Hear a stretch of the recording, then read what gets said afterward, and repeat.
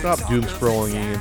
Welcome to the Completely Unnecessary Podcast for Tuesday, January 26th, 2021. Alongside Ian Ferguson, I'm your party host, Pat Contry. This is the podcast for gaming news, retro game stuff, pop culture, some movie stuff, Zack Snyder, everything. On the show today, we'll be talking about DuckTales prototype ROM found and released, Polymega update, Microsoft raising some prices and pissing off people, the Magic Engine, maybe some voicemails as well. Ian, how Mega Engine.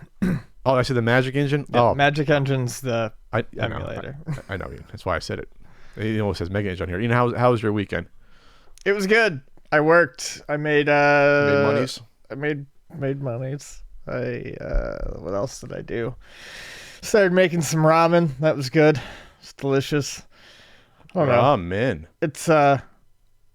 It's tough on Tuesdays to think about what I did over the weekend. It's always such a blur. I have nothing particularly interesting to say. Started playing that. That's good being that you're on a podcast to admit that. That's a good strategy. As I get older, I have less interesting things to say. I started playing that new, the heck is it called? Cyber Shadow game last night. Ninjas came out today, technically. 8/16-bit style ninja games are all the rage. The Messenger, we got this one.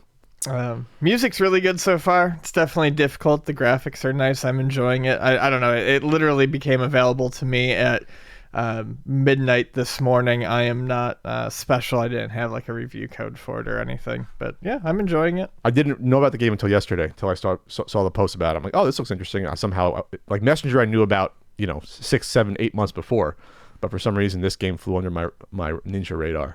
Well, this is it's being published by Yacht Club, who did Shovel Knight, but it's made by, it's not made by them. It's not developed in-house. It's made by Machine Head, I think was the name of the company. So I think it's a small team. Yeah. I think I saw one post saying it was one person. It very well could be. So you get the Yacht Club publishing money behind you, marketing push. That's only good stuff right there. This weekend, I got a haircut. So now the stay-at-home order has been raised in California. So I didn't realize on Friday when I got my haircut, or Thursday or Friday, when I'm not going to throw my hairdresser on the bus and get him in trouble, but they shouldn't have been open. No hair salon is supposed to be open. But I called and got an appointment, and I pull up, and it says, like, oh, we're closed. And I'm like, what? So it's like a speakeasy. I got my hair cut. There was like no one else in there. So like there's still hair salons are staying open, I think, by doing this like under the table and secret stuff. Because someone emailed me and got that haircut thing. I remember I mentioned that a week or two ago. Sorry, I need to fix this. The studio that released Cyber Shadow was Mechanical Head. Okay. Continue. My hair story must move on.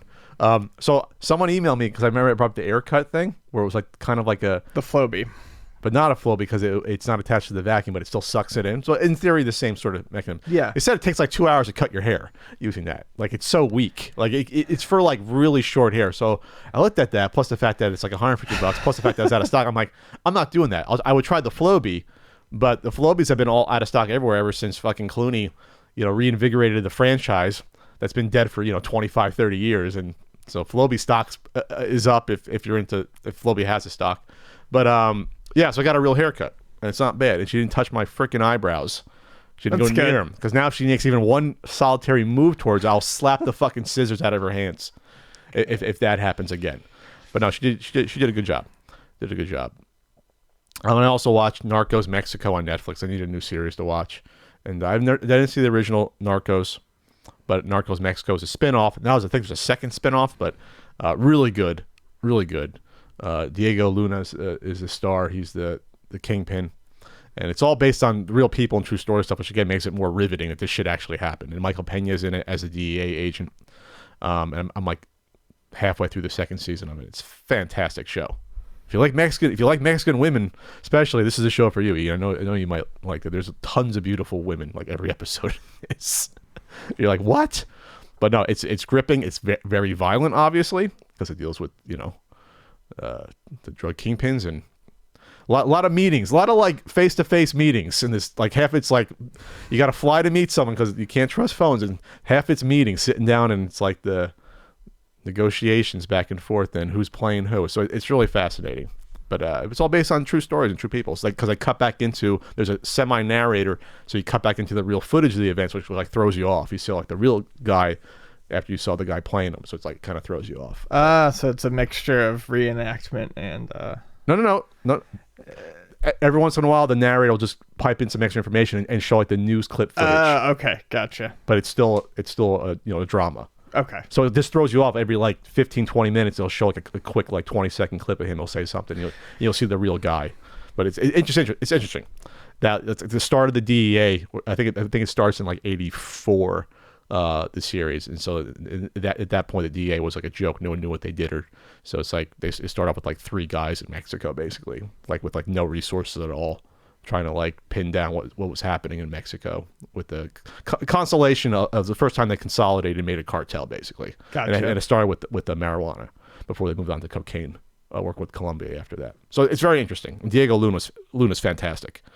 I haven't seen him in a lot of stuff besides Rogue One, but fantastic actor. That's what I did. Ian, you think we should play games in cars? No. So there's a article on me and my car, the Spectrum, talking about video games in cars, something that Elon Musk likes to talk about fairly regularly. Cars are... He's a child. Yeah, he's a fucking... I can't stand that dude. He is a literal kid. He has the... Silver spoon, born with a silver spoon and child. Anyway, go on. The shit he says is like listening to a 15-year-old who thinks they're very smart. So cars are getting more advanced, more high tech, full of screens and stuff like that. And of course, it just seems like eventually people are going to start putting video games or whatever on those center touch screens. So there's like 3 main types of games that they discuss. They discuss, ones that use the center console touch screen, things like solitaire, sure, backgammon. You're parked or whatever. Yeah. You're in traffic. You're charging your car up. Yeah, charging your car up. It makes sense. I can almost see that kind of. I'm sure that'll like shut off while you're driving, like, yeah, automatically. It should. And then they talk about games that utilize some aspect of the actual car itself as controls. So like a racing game where you actually use your car's steering wheel. Yeah. Now they're talking about that being done, of course, again, when the car is shut off. Yes, you would think that you're not driving and playing the racing game at the same time. That would be insane. Neutral park. Okay, all right. But then there's a third kind that they talk about that have not yet been implemented, but people want to toy around with. And this, to me, sounds like a horrible idea. Augmented reality and other games that could be integrated into the active driving experience. Oh, yeah, that sounds safe. No. Let's drive over coins in the road for bonus points. Exactly. Are you fucking crazy? Hit the boost pad. Are you crazy? You absolutely out of your mind. Like, is that even a semi-serious consideration?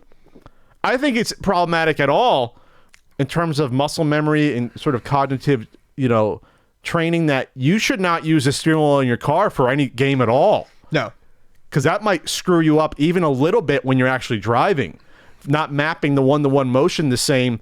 You're driving like this and turning the wheel, like we'll say 7 degrees, by muscle memory what it does in a car. Yep. Versus a fucking video game using the same life or death peripheral now for a toy, for a game, basically a game. No, that's some cognitive science shit that I won't even get into. Probably that's not. Yeah, that's a no. You don't want to. No. You don't want to forget how your steering wheel handles on an actual road, or even if it alters it just a little bit. No, that's life and death stuff. Yeah. And don't say, well, Pat, we have steering wheel controllers. Yes, in your house, and they're different than the one you use in your car, and you're not sitting the same exact way you're driving your car playing the game. Like that's a no to me. That is craziness. To even have that. You're gonna play like Need for Speed in your Tesla, and then okay, we're gonna go out for a ride afterwards. After I played it for no. Ooh, that's interesting.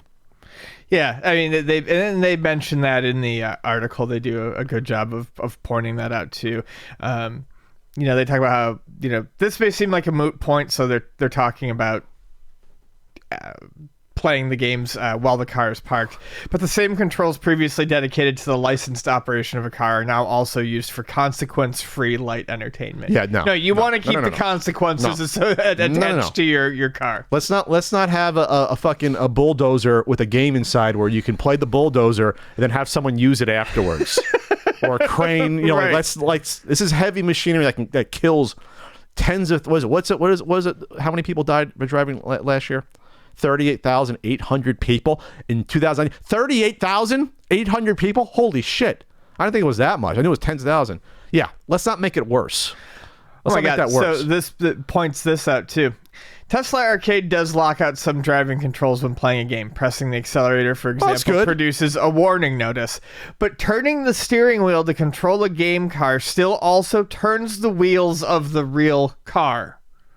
Why would you want to do that when you're parked? It is easy to imagine a scenario where somebody parks their car with the wheels aligned straight ahead, then becomes immersed in a racing game while their partner runs an errand. Yeah. It doesn't like somehow disconnect the wheels to your no to the steering. Like, no. What?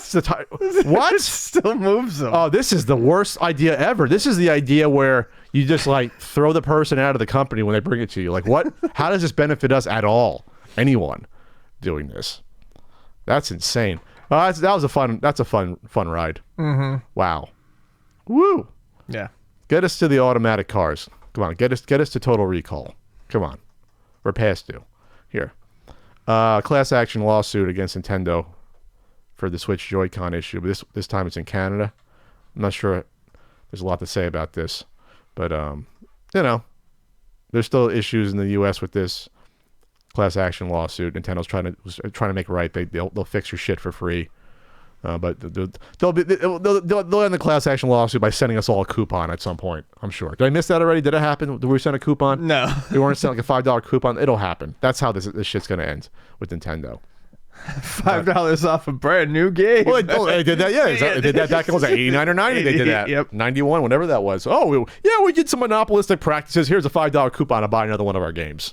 That on our console. Okay. Nintendo's like, we don't care. Send me a pizza. Send you a pizza? Yeah. Did you ever get that Ninja Turtle pizza with the coupon? No. I think my friend might have done that. Did you ever do the Book It Club thing though and get your personal pan pizzas that way? What's Book It Club? Don't remember Book It? No. Book It was, and they still do it in middle schools, grade schools. Essentially, it was the read books and write book reports. And then your teacher can give you the coupons for free personal pan pizzas. No. I went to Catholic school. We didn't have that. I did too. Bribery. No, we did not have bribery through pizza to get us to read. Man, it was like read sad. Or else. So they didn't. We had the nuns didn't slap our knuckles with like rulers like I had with my father like in the 50s. That didn't happen. They were mean. They were still like the old guard. Because we're talking like late 80s. You still had the original old guard, like hardcore nuns that taught like 4 or 5 They're cold classes. Yes, they are very cold people. They're the opposite of warmth, except for the opposite of warmth. Except for the principal, who was actually the nicest one. So that was good. She was very nice. And when I got suspended for fighting in 8th grade, she was. I think I told the story. She was actually trying to be friendly about it in a way.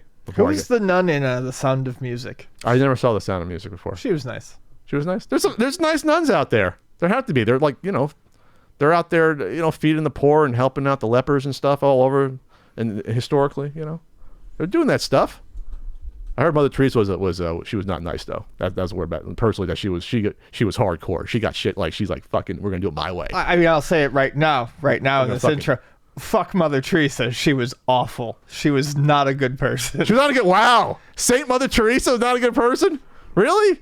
Mm-mm. Even though she got shit done. She constantly was like denying medication, pain relief, things like that because she thought it brought you closer to God. Well, good thing she didn't teach me mathematics in 4th grade. Good thing, because those are the type of people. She's a saint, right? They made her a saint. They did. So to be a saint, you need at least 2 verified miracles that happen through your name. They really Are they loosened that up in the past 100 years? sainthood through for her. Yeah, they made up a couple miracles. They fast the Pope just rubber stamped the miracle. Okay, I know it's kind of BS, but okay, let's get her through. They fast tracked Mother Teresa. How many saints are happening in modern times? What to be a saint nowadays? Do you like pray through social media and something happens? Like, why am I googling nun house? Nun house? What? A Sound of Music. I'm trying to find the name of the I'm more nun curious Sound of about the Music. modern day saints. Like Maria. Who's gonna, like, how are you gonna be a saint in 2015? What do you got to do to be a saint like nowadays? I have no clue. Like back in the day, it was like you took care of poor people. You know what I mean? And then somehow someone got cured by blindness by praying to you somehow. I'm just curious going forward in this ultra modern tech. Make a good brown butter blondie or something like that. Yeah, like what's the miracle that's gonna happen? I don't know. Oh my God, my shrimp's going bad, and you pray to someone, and then the shrimp is all of a sudden cookable again. Like, you know, I'm not trying to make light of it. I just think it's funny that that's the process of becoming a saint. Remember, Catholics are the only crazy people that have saints. So we also believe that, you know. I was a Catholic. Well, you always are. It's kind of technically, it's like the mob. You're never totally out of being a Catholic. It's like the mob. I can't scrub it off my skin. Yeah, they can pull you back in.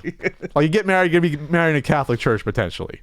That's how they pull you back in. They get you back in there. I hear Latin and I start to weep a little bit. I have to cross myself. Hallelujah! This is a weird intro, but we had that.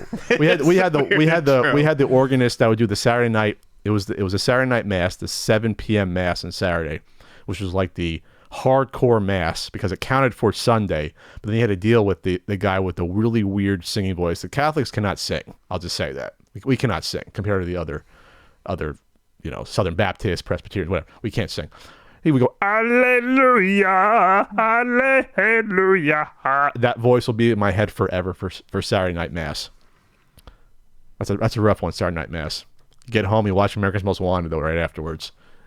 And Cops. Can always tell which dads are cheating on their wives because they sing the loudest with their booming centers. Wow, okay. I didn't think about that when I was 7, but okay. That never crossed my mind. All right. What are we doing here? Church. You know what crosses my mind, Ian? Going to ultimatenintendo.com. You knew it was coming. You can get enamel pins, RBI baseball stickers. All right. You get certain NES guidebooks, Super Nintendo guidebooks.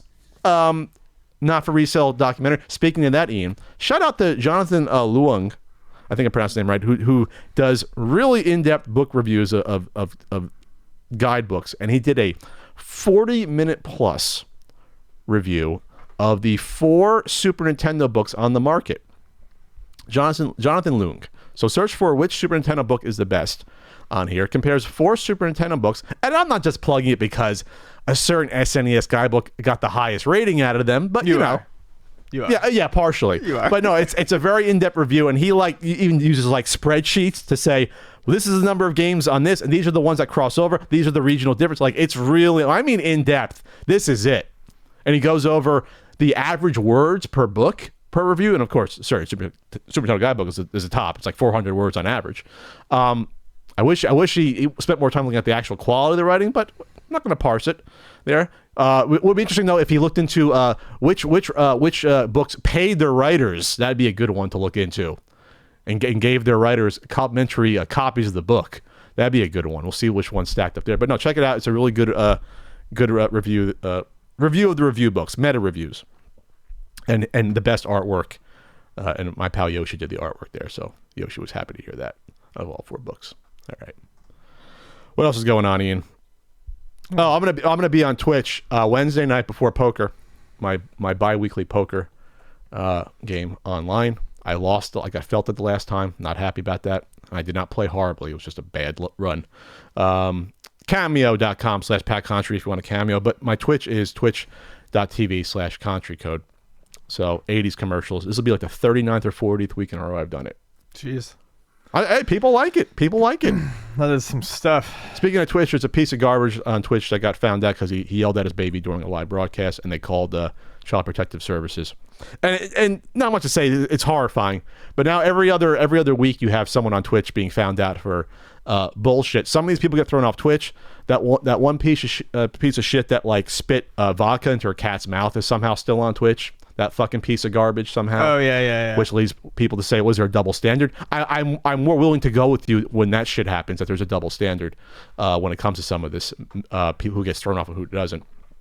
But I wish we brought this up before. I wish these influencers, I don't know how many followers this person has, hopefully not a lot, but I wish like you had to get like a license to do this shit, and then make sure you're not wearing a fucking psychopath before you did this shit that people could see. You know, I'm not sure what system we can work out with that. But no, I will not be yelling at any babies on mine. Fuck this guy. I'll be yelling at how many hamburger and cereal commercials I see within a 20-minute span. That's what I yell at on mine. But yeah. Who is this? Buckers is the name of the guy who was screaming at his baby at BUCKKERZ. Just garbage. Yep. Speaking of streamers, our pal Ninja, I didn't put it down. Our pal Ninja did an interview, and they asked him about the refusing to play a game with a woman, which I think he backtracked on. No, he didn't. He didn't. He doubled down. He didn't really backtrack on anything. Because I know he has since then in a group. I love you. I don't want to talk about Ninja today. Okay. I don't want to talk about Ninja today, or maybe ever again, or maybe ever. Oh, he again. said he loved me. That's the first time ever. It took being exasperated over Ninja to admit that. Yeah. A plea for help is when he admits his love. A plea for help. I can't deal with fucking Tyler Blevins anymore. Well, he did say, the one thing he said, basically he took the Charles Barkley, I'm not a role model stance, which is bullshit when you're spending more time with these kids than the parents are spending with them overall. Like, think about it. You're spending more quality time with the kids watching you. You got to watch what the fuck you say and do. That's all I'm going to say when you're that, when you're like that. At least when your audience, is children or teenagers. All right. You want to talk about some prototype stuff? Yeah, prototype stuff. Zelda 64. Yay! Yeah! Zelda 64 prototype has been found. Pre-release version includes areas and stuff that were never in the final game, including, I think, some of the movement test levels. That's what I was looking for. But it was a prototype N64 cartridge of F-Zero that contained data from an early build of Zelda 64 as well. They're thinking that it was Space World 1997 or so. Half of the ROM, they said, was found. About half of the original Ocarina of Time ROM. So I guess the other half might have been erased by F-Zero. Maybe. That I do not know. Yeah. I whatever it is, it's cool. It's always good to see any earlier version or build of a game pop up. I am not the biggest Ocarina of Time fan, so I don't, taking a quick look at this sort of stuff, I don't know any of the major differences or anything like that. I am not. I was tempted to review it for the book, being that I've never played through it before. I think I played it for like an hour once at my cousin's, and I really have to play this game at some point. So another person's taking that for the book. That's interesting. Yeah, it says there's a couple of items in there that didn't make it to the end, including something called the Lens of Truth and Spiritual Stones, and a soul medallion that would allow players to turn into the fairy Navi and fly around the environment, which would have been... That's interesting. Yeah, kind of neat. Kind of like how you turned into it in Zelda 2 and flew around the towns and stuff. Yeah, you have to... you can fly through the keyholes. That's what I always use. Or the chimney, up in the chimney. Uh-huh. I almost forgot about that in Zelda 2. That was interesting. And then a DuckTales prototype ROM was also found recently and published by Cutting Room Floor. Ian's Dream. It's from February 5th, 1989, and they think it might be one of the first times the U.S. teams, the U.S. Capcom team, had seen the game in action. So I have not had a chance to go through it and play it yet, but some of the differences that are detailed are the point values for all of the... Oh, that's a difference. The note goes down.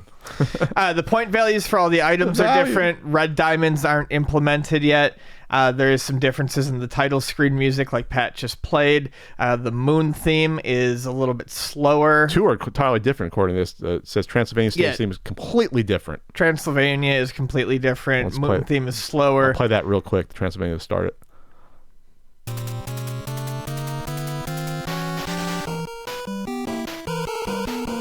Oh, I actually like that. It's thematically similar. It still has like the reverb and the echo on the notes and whatnot. But yeah, it's a totally different I like song. that. Like that ghosty sound. Yeah. So, the moon is different. I'll just play the moon one real quick because that's like an iconic yeah. sort of thing. So the cadence is different. It's not filled as much. Yep. It's a little slower, and then apparently the melody is more complex.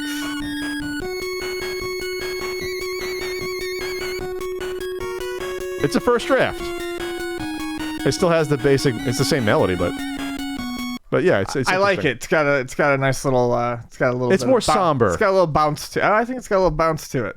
It's less Enjoy complex. it. And then there's all sorts of like text changes. Basically, the text isn't finalized in the game when you run into Huey, Dewey, Louie, Webby, etc. So Huey has been captured instead of kidnapped. Okay.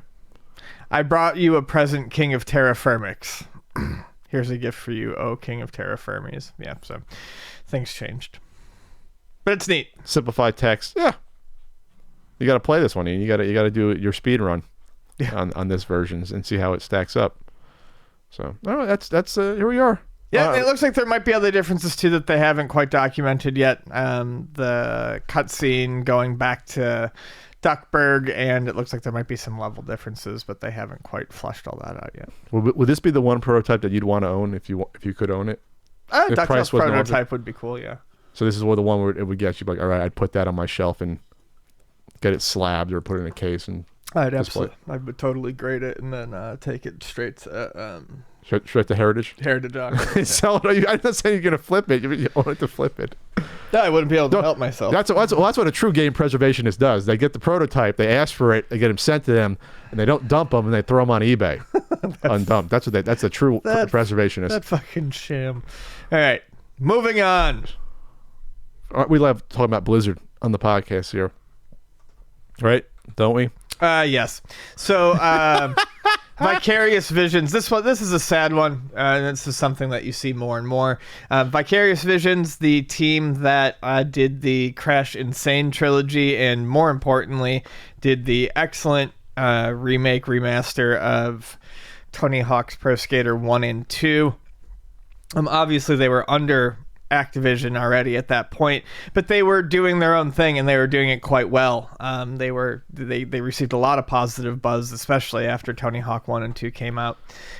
They've been acquired by Blizzard, I should say absorbed by Blizzard, and will be working solely on Blizzard properties, which sucks to kind of have this team and then give them the task of refreshing one of the most popular video game franchises of the past, I would say 2-3 decades in Tony Hawk. And they do it, and they do it successfully, and their reward is not to continue working on the series that they fixed or to even make their own games, but to quietly be absorbed into nothingness and to work on Blizzard properties for the rest of time. Well, we don't know it's the rest of time. I mean, but for the foreseeable of course, future, I'm being a little exaggerated. They're probably like, okay, we got the bullpen here that we got to throw them at something. Well, they're redoing Diablo 2, right? They're trying to remaster that. They'll throw them at not that. Guaranteed. The rumor is that they're going to be put on the Diablo 2 remake, which is, in one way, great. I'm sure it will actually turn out very well then if they do it, but it's still sad to see this team's skill squandered on something like another remake when they could have, like I said, at least taken this franchise. They could have kept taking it into the future. I see it more like how Hollywood studios have become, where there's less and less, we'll just say, medium-sized properties being done. Either it's a really small thing or it's a fucking gigantic property that we were going to work on. And in this case, so like there's no room for even a smaller, quote-unquote smaller thing like Tony Hawk. That's fine, you did that, but a real moneymaker is going to be World of Warcraft or Overwatch. Like those are our main properties, so let's throw you at that. Which, from business stance, that makes sense. It's just shit to have less and less of those other games that you like. Out there. And a lot of things about it are shitty. But we have, this excellent relaunch of Tony Hawk's Pro Skater series, and there's definitely going to be another Tony Hawk game after how successful this was. Sure. And who knows if it's going to be any good. It's going to go from one team directly to another team. They're going to start, I mean, who knows how much from the ground up they're going to have to start, but yeah, I mean, Tony Hawk fans got a brief moment of something good. Yeah. Well, we'll see in a few years. Maybe we'll get a sequel in like 3-4 years on that. But at least that was a success, right? Yeah. Can they remake 3? Or no? Is that they didn't throw the levels for 3 in, but the mechanics from 3 are already in there. So I don't think they would necessarily remake 3. Maybe give you a DLC pack. I was gonna say maybe we'll see a DLC pack with Tony Hawk 3 levels. All right. Well, we'll see what happens there. Maybe they can work on Diablo Immortal 2. Diablo Immortal 2? As well. Meaning as well. Oh, as well. TOO, Ian. TOO. That was a whole lesson in grammar that our nuns taught us in first grade.